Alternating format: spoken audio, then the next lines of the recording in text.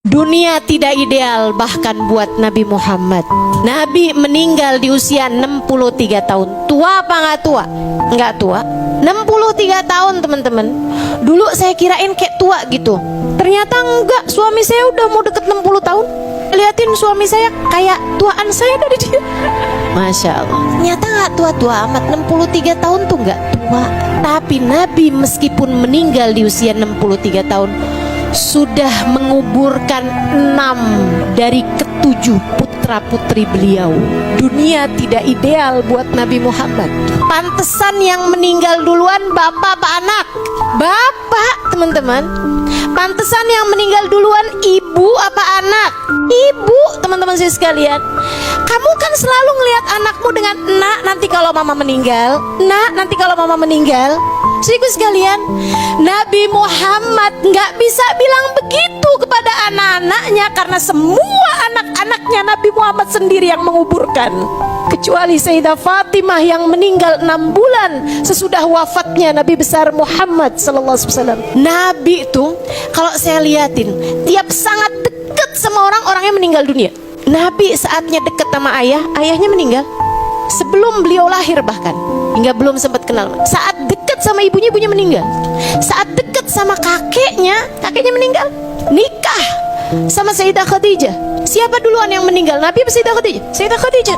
Saya ikut sekalian, putra-putrinya semua, sekali lagi semua, kecuali Sayyidah Fatimah.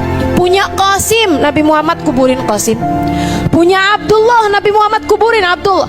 Lahir paling belakangan Ibrahim, anak laki-lakinya sudah Islam. Nabi Muhammad sendiri yang menguburkannya. Punya Zainab, Nabi Muhammad kuburkan Zainab. Punya Ruqayyah, Nabi Muhammad kuburkan Ruqayyah. Punya Ummu Kalthum, Nabi Muhammad kuburkan Ummu Kalthum. Dunia tidak ideal buat Nabi Muhammad. Kamu mau berharap apa dari dunia? Pengen hidupmu senang terus-terusan?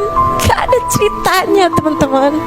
Dunia bahkan sekali lagi tidak ideal buat manusia paling tercinta di sisi Allah Subhanahu wa ta'ala. Bagaimana kamu berharap bisa duniamu ideal? Gak mungkin, gak mungkin, gak mungkin.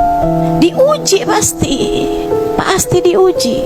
Entah miskin, entah sakit, entah sulit. Kan begitu?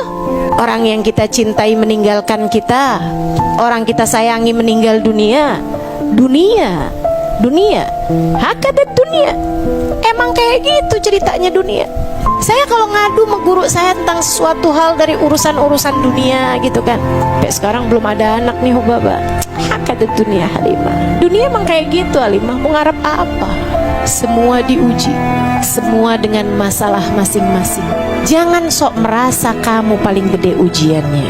Yang paling gede ujiannya Nabi Muhammad. Jangan juga ngerasa bahwa hidup akan baik-baik aja terus-terusan. Gak mungkin juga. Bahkan kepada Nabi Muhammad aja gak gitu. Saya tuh sampai sering mikir loh, kenapa ya Allah tuh ngasih ujian menabi gedenya luar biasa. Kayak semua jenis ujian pernah dirasakan sama Nabi Muhammad, sampai ke mentoknya gitu. Betul nggak? Dibenci sama orang. Teman-teman saudara sekalian, siapa di antara kita dibenci sampai pedang berjejer di depan rumahnya? Siapa? Ada? Nggak ada. Nabi Muhammad pernah. Siapa di antara kita yang dibenci sampai ditaruh racun di makanannya? Ada? Nggak ada. Siapa di antara kita yang dibenci orang sampai diusir dari kota tempat tinggal? 53 tahun beliau hidup di sana. Ada?